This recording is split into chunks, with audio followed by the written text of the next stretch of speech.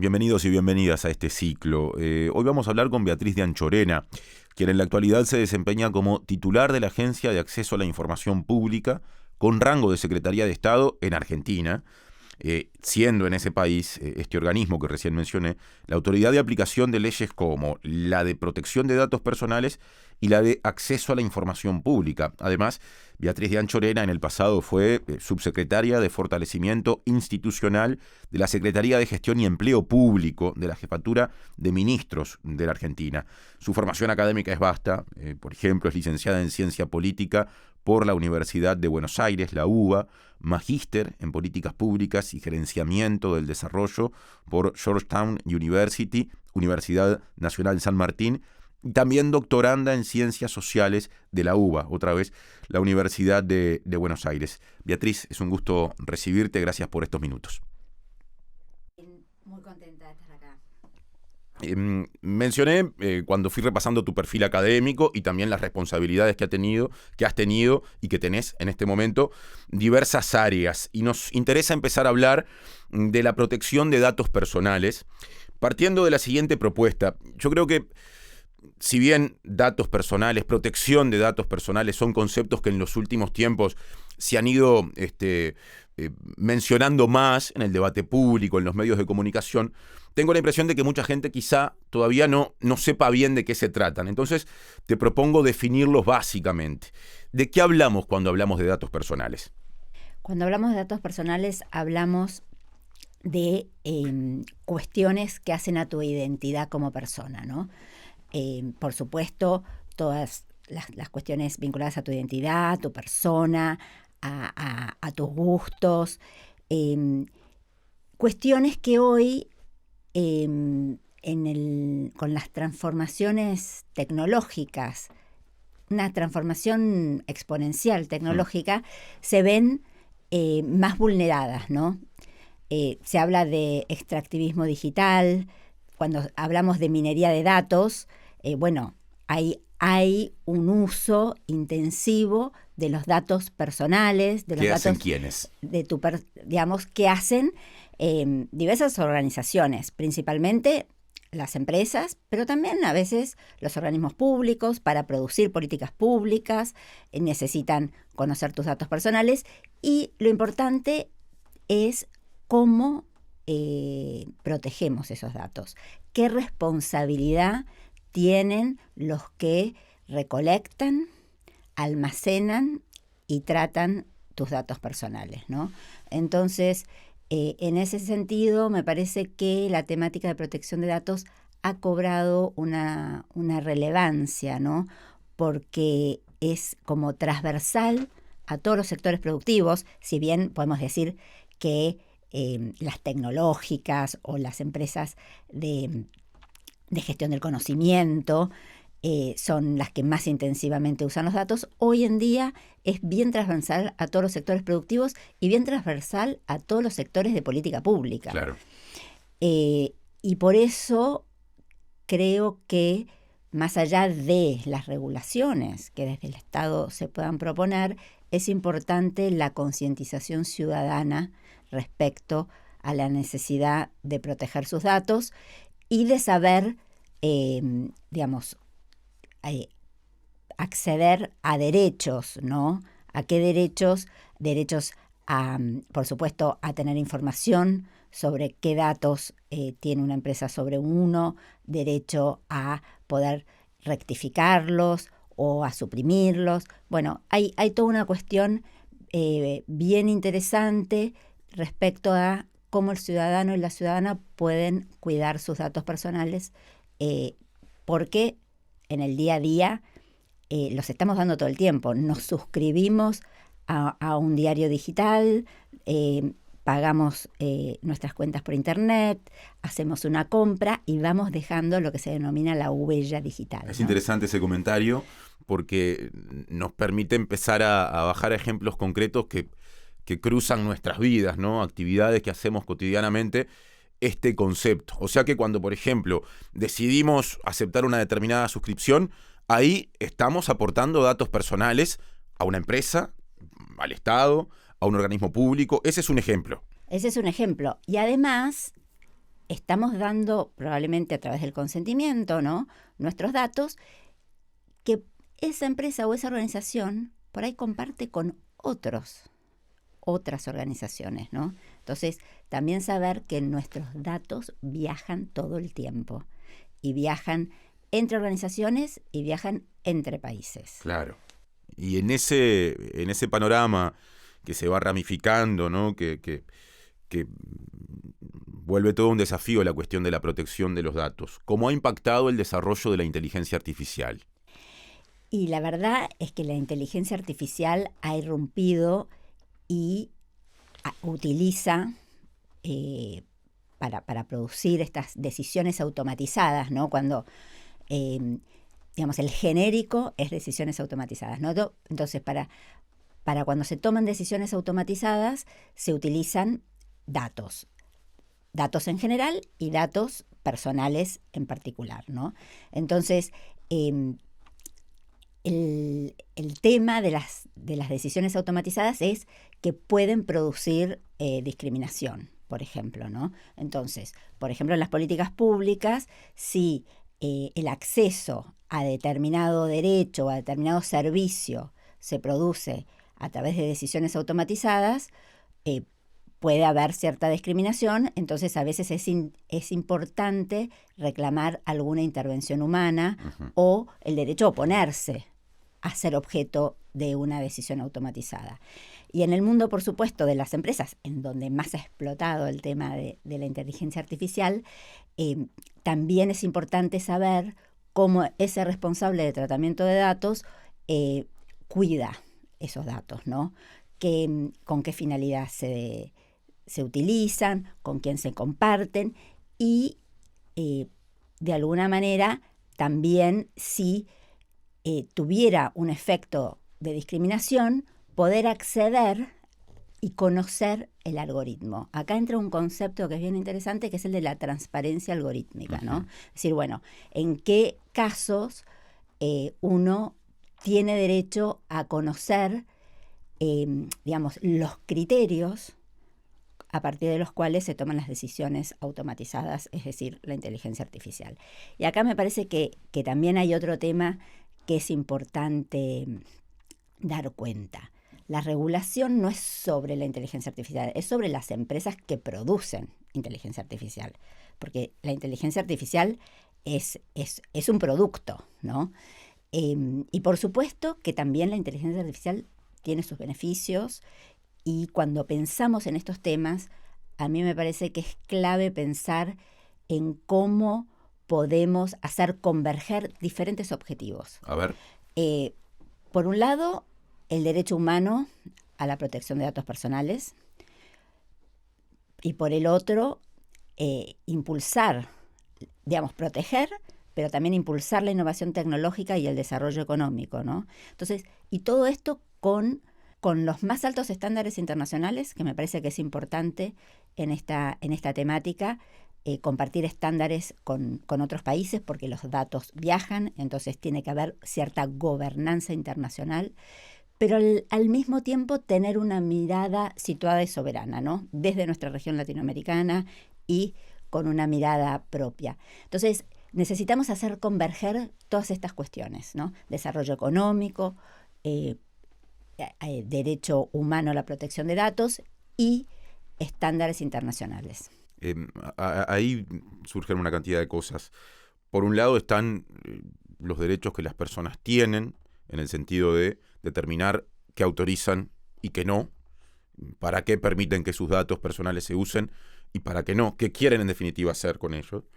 Y por otro lado, necesidades colectivas, ¿no?, que sanamente, podríamos decir, por lo menos en el punto de partida, se orientan al desarrollo, a tener sociedades mejor comunicadas, con mejores dispositivos, eventualmente generando determinadas cadenas de innovación. ¿Qué importancia tiene la regulación para que esas dos cosas vayan de la mano? ¿Y cómo hay que pensar esa regulación? Yo creo que la regulación es muy importante. Necesitamos estados con capacidad de regulación. A mí me gusta, yo soy politóloga, entonces me gusta mucho hablar de capacidades estatales, ¿no? Bueno, cuál es el músculo que tiene el Estado para poder poner reglas de juego en determinado campo, en este caso en el de los datos personales y la inteligencia artificial, pero además garantizando los derechos de las poblaciones más vulnerables, ¿no?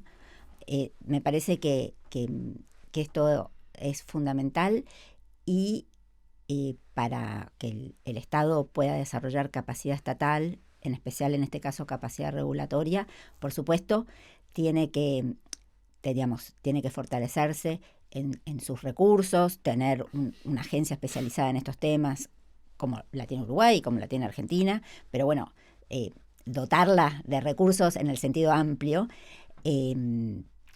y también tiene que conocer muy bien los problemas que surgen, ¿no? En este sentido, es muy importante el diálogo con todos los actores estratégicos que trabajan en este campo. ¿Cuáles son? ¿Y cuáles son? Acá tenemos organismos internacionales que son importantes porque acá, cuando hablamos de protección de datos, hablamos un poco de geopolítica. Y acá tenemos 3 paradigmas.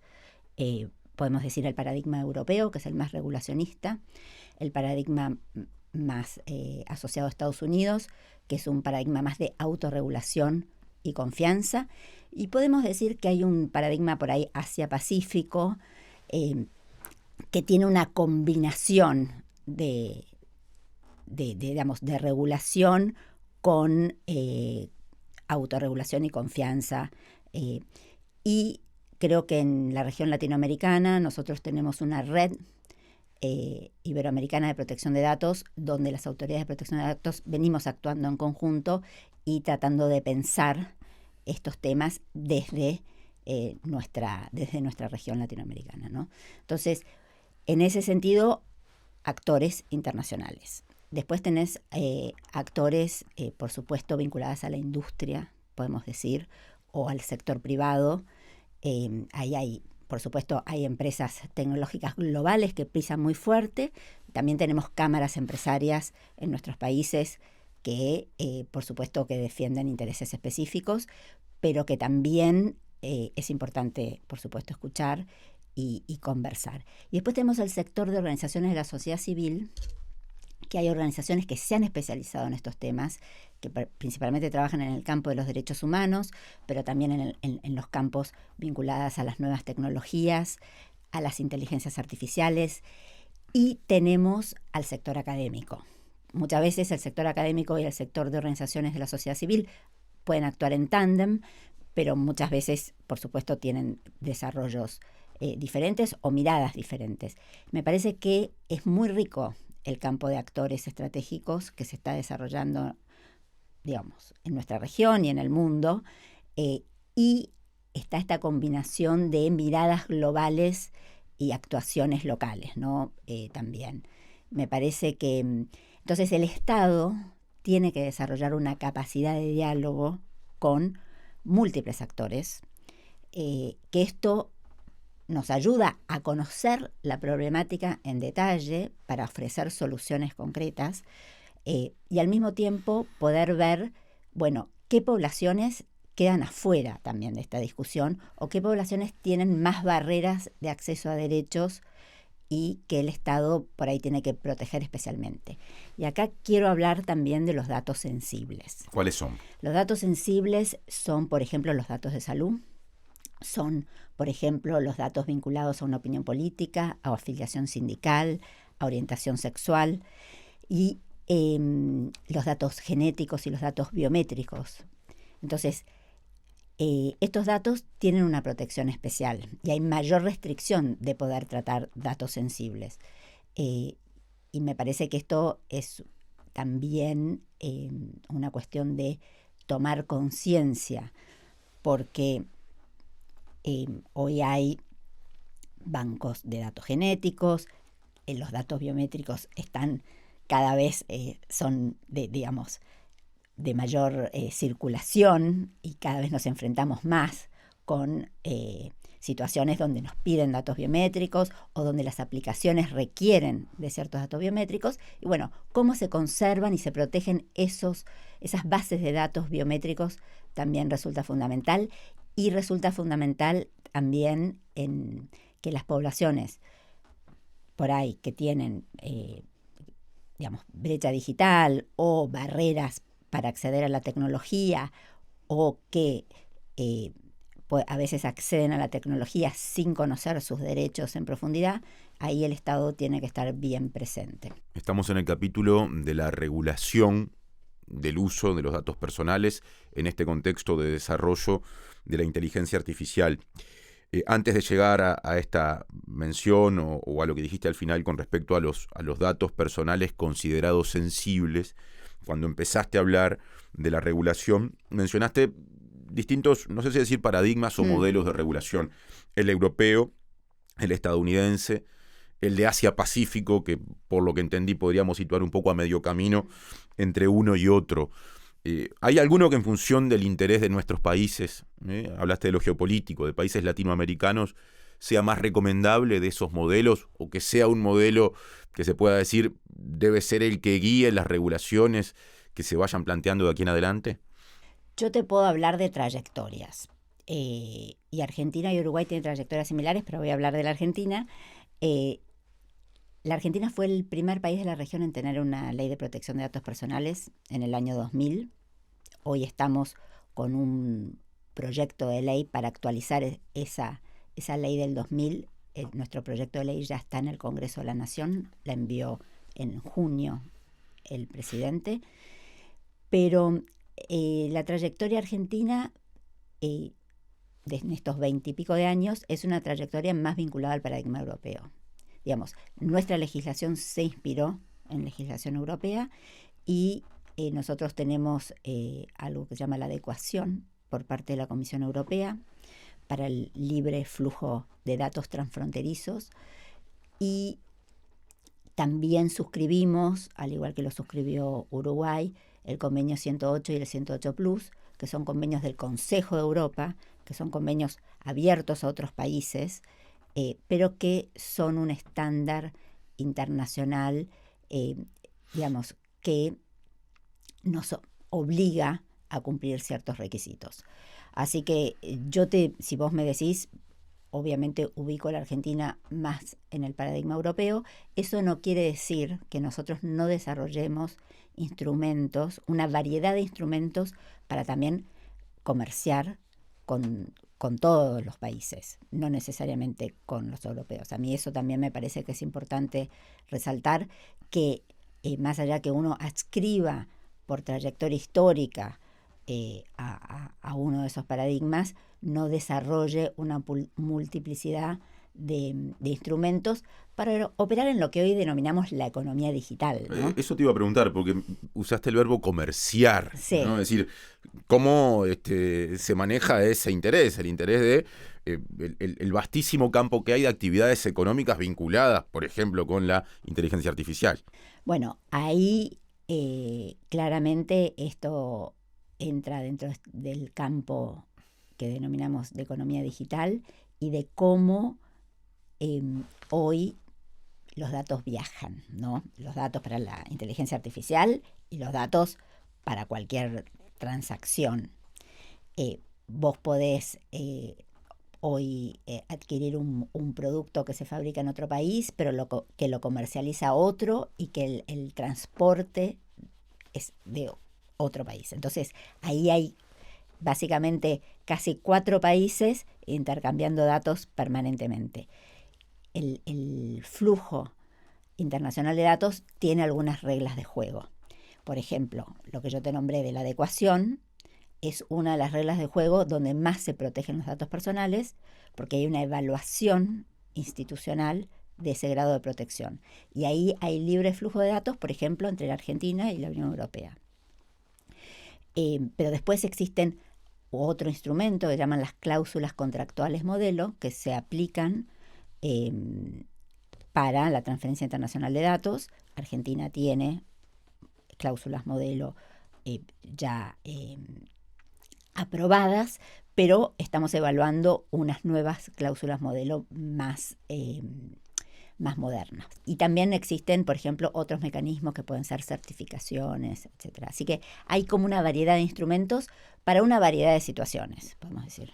Estamos hablando de la regulación Te he hecho pocas preguntas con respecto al rol de la ciudadanía ante estos nuevos desafíos que surgen vinculados a los datos personales en este contexto de desarrollo de la inteligencia artificial. Estábamos hablando de regulación con respecto a la protección de datos personales en este contexto de avance de la inteligencia artificial. Hay un apunte más pendiente. Sí, una cosa que yo quería hacer referencia, que es un punto clave, por ejemplo, de nuestro proyecto de ley para actualizar la protección de datos personales en la Argentina, que es la aplicación extraterritorial.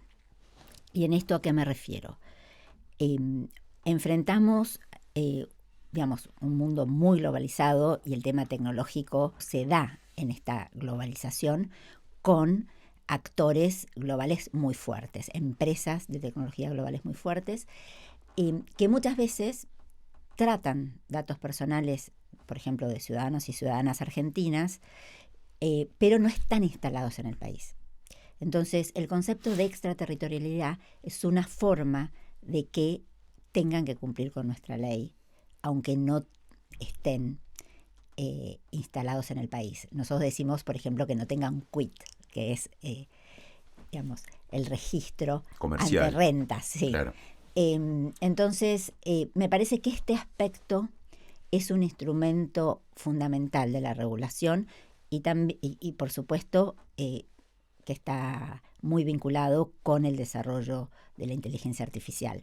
Un caso interesante del que participó Uruguay también, porque lo tomamos como una acción conjunta de la red iberoamericana, es decir, de las autoridades de protección de datos de la región, fue una investigación que hicimos con el ChatGPT, donde le preguntamos, investigamos sobre cómo están tratando, es una investigación que está en curso, ¿no?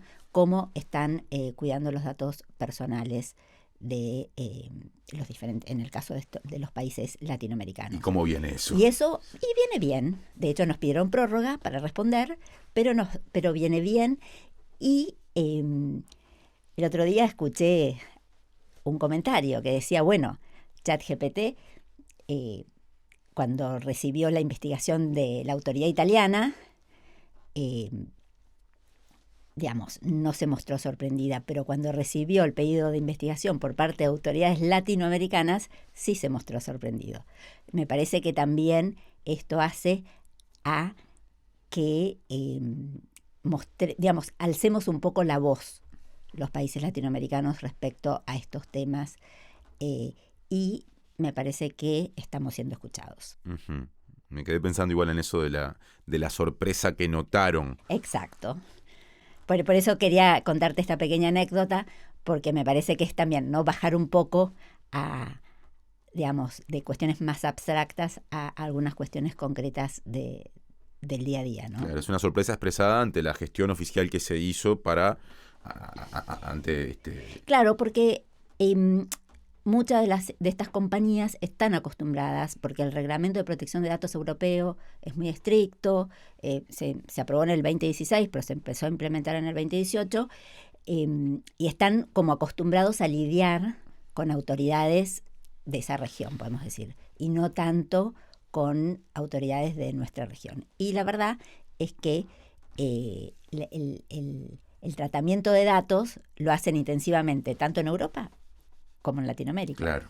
Claro. En todo caso es una sorpresa expresada ante la falta de hábito. Exacto. ¿No? Pero bueno, hay que hacerse escuchar, y me parece que la oportunidad también de poder trabajar en conjunto diversas autoridades latinoamericanas hace que esa voz sea un poco más fuerte. ¿Y qué pasa con la ciudadanía ante todo esto? ¿Qué tan consciente es la gente de lo que está en juego y de los derechos que puede ejercer?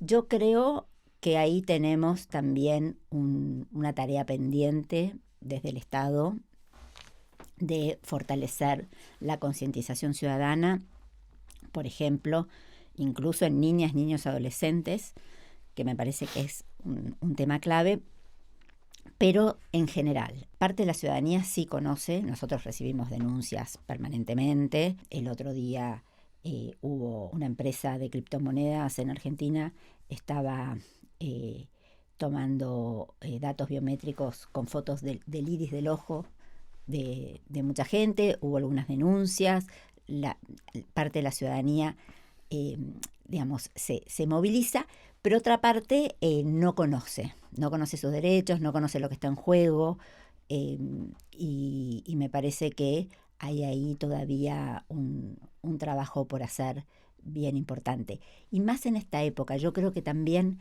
el post-COVID influenció, digamos, la pandemia y la digitalización de muchísimos servicios hace que hoy la gente, digamos, pueda comprender mejor las vulneraciones a la protección de datos personales que antes. ¿Y por qué efecto generó la pandemia que nos pone en ese lugar ventajoso, si me guío por lo que dijiste? Yo creo que hay, digamos, primero, muchísimos servicios del Estado pegaron el salto a la digitalización, que ya venían en el camino hacia la digitalización, pero muchísimos más, y en el campo de la salud especialmente, desde recetas médicas hasta, por supuesto, aplicaciones específicas vinculadas a la pandemia, que también tenían cierto tratamiento de datos personales, geolocalización, etcétera, que alertaron a la ciudadanía respecto a la protección de sus datos personales.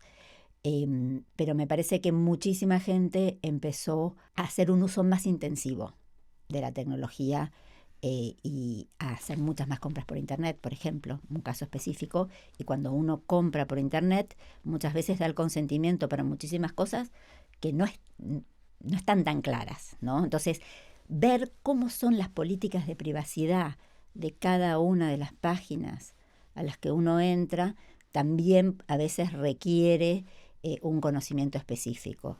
Y la verdad es que debería ser lo más fáciles de comprender, y a veces no son tan fáciles de comprender esas políticas de privacidad, y me parece que ahí tenemos un trabajito que hacer, ¿no?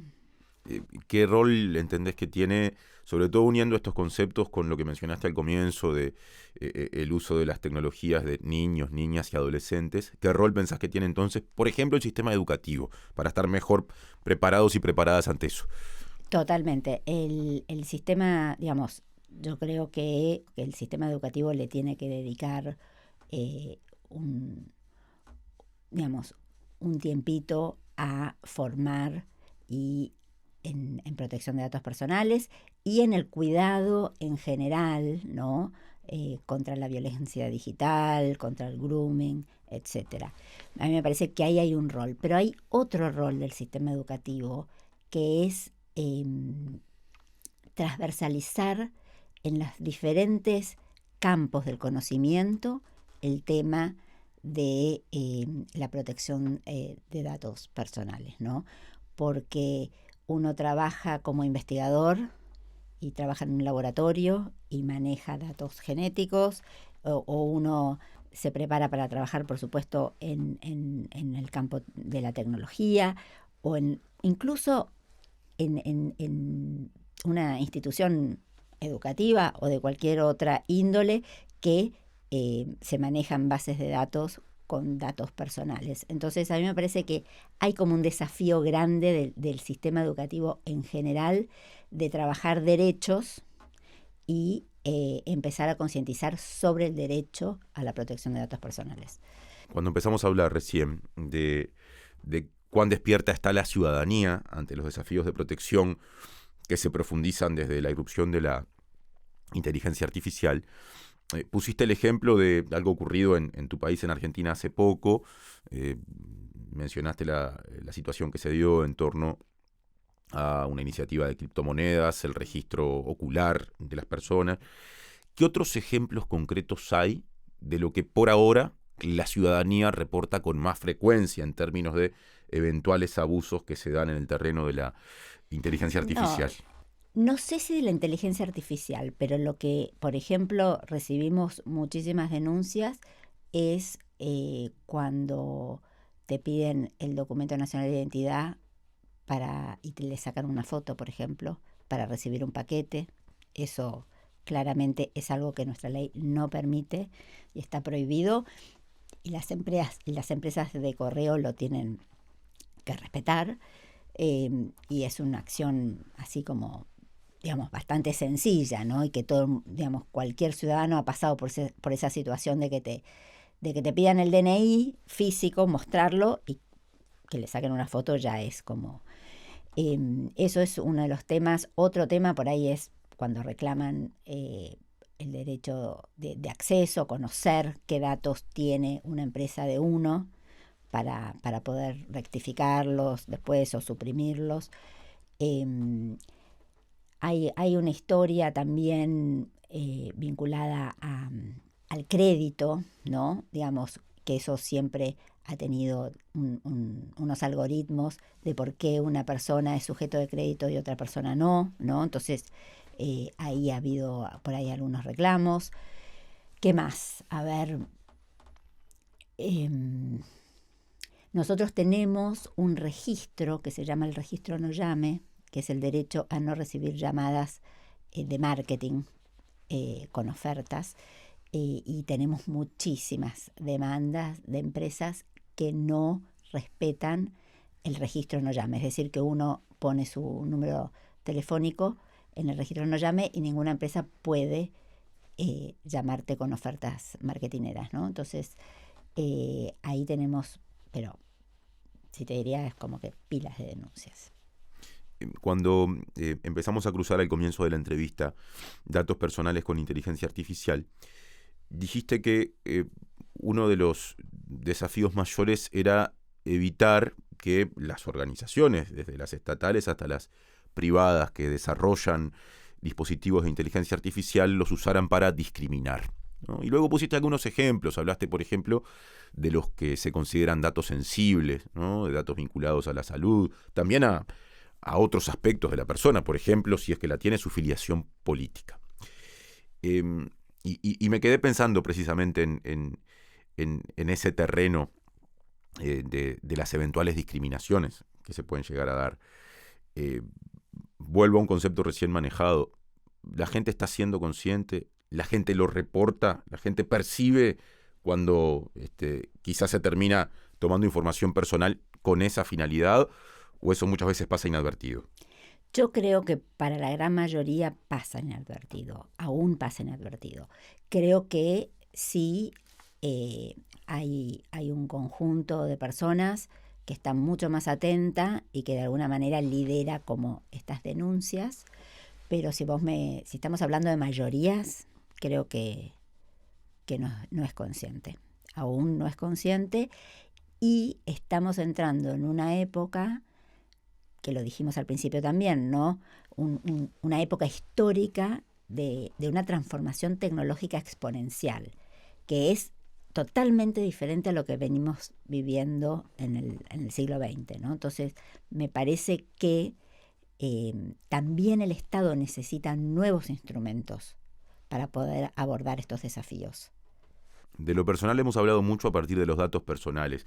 Hay otro concepto que está vinculado a la organización que encabezás, a tu responsabilidad en la Argentina. Recordemos que sos titular de la Agencia de Acceso a la Información Pública y es precisamente el concepto de información pública. ¿De qué hablamos cuando hablamos de información pública?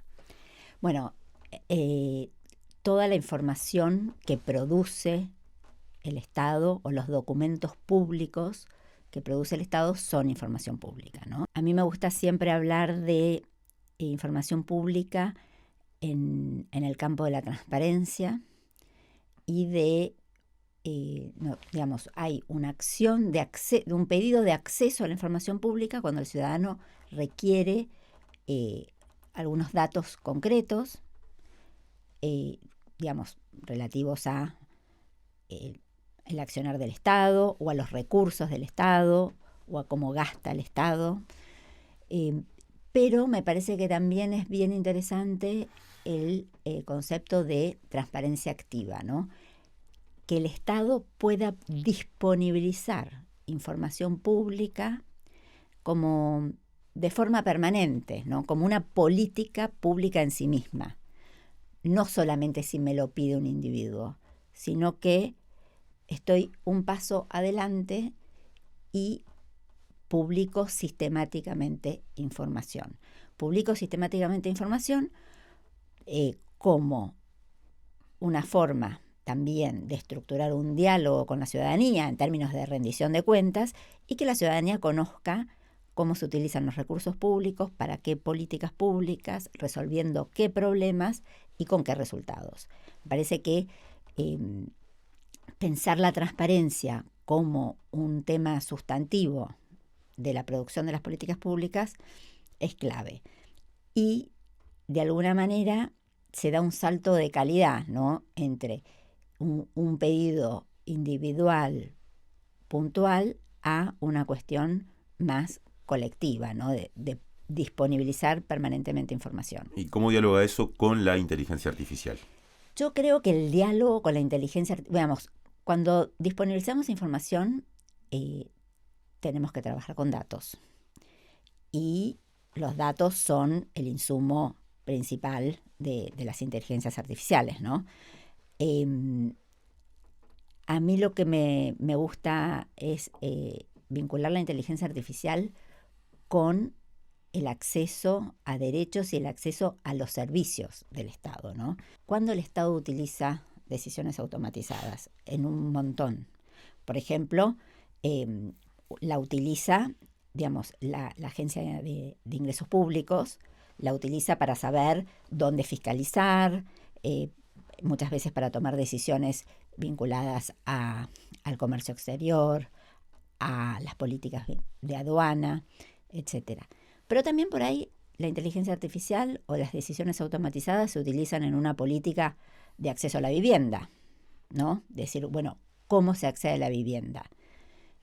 Bueno, hay ciertos requisitos y hay ciertos algoritmos que se ponen en juego para decidir, bueno, qué sectores sociales acceden a qué tipo de vivienda, etcétera, etcétera.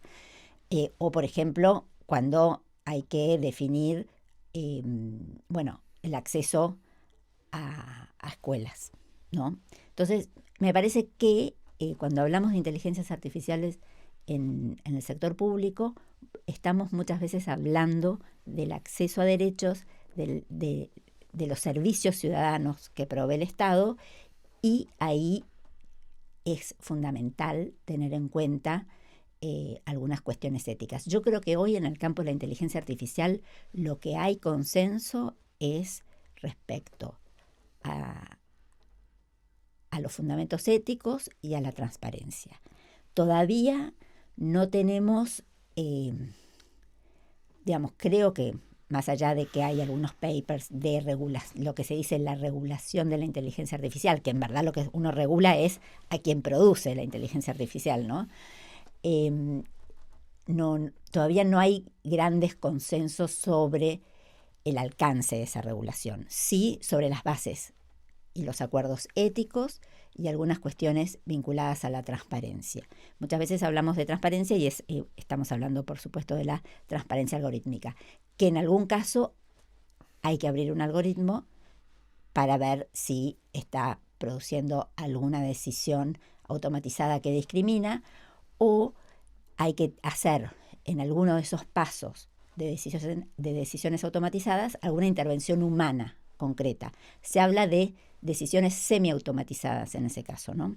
Entonces, a veces hay que combinar las inteligencias artificiales con la intervención humana.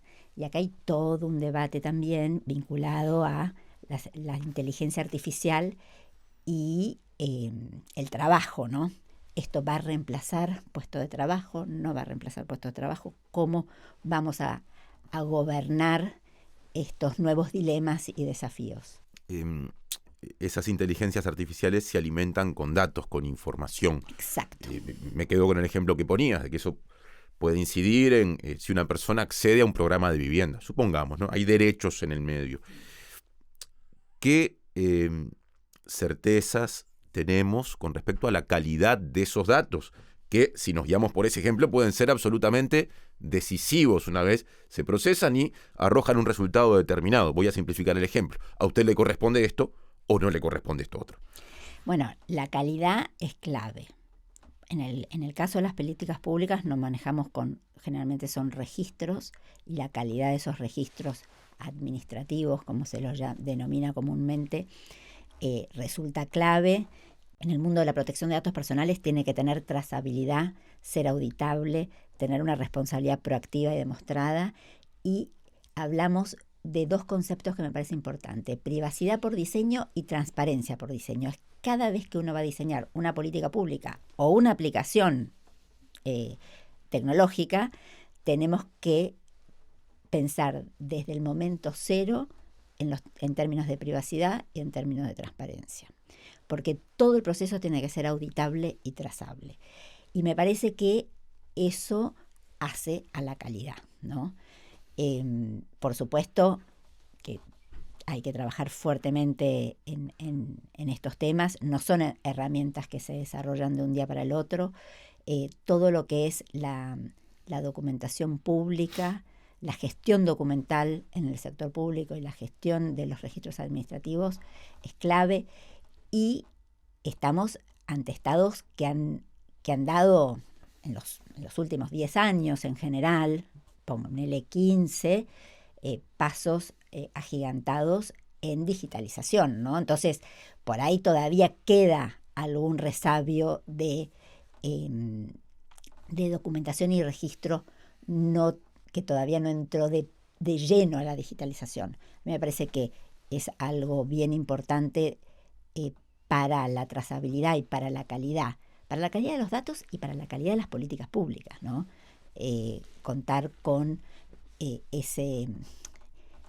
con una digitalización plena y una trazabilidad de los datos y de las decisiones que se toman sobre esos datos. Y para cerrar, tomando lo que decías de que la gestión humana sigue siendo importante en estos procesos, hablaste de procesos semiautomáticos o semiautomatizados, que también están nuestros estados con respecto a la preparación de ese personal, de esos recursos humanos que van a seguir siendo importantes para que todo esto que termina con la inteligencia artificial funcione debidamente. Sí, ahí vuelvo a la construcción de capacidad estatal, ¿no? Tener recursos humanos profesionales que puedan lidiar con los diferentes conflictos, con una gestión eficaz de los datos en general, datos de la gestión y datos personales también para producir las mejores políticas públicas, y con recursos profesionales vinculados a las áreas tecnológicas, que son tan difíciles de retener, ¿no?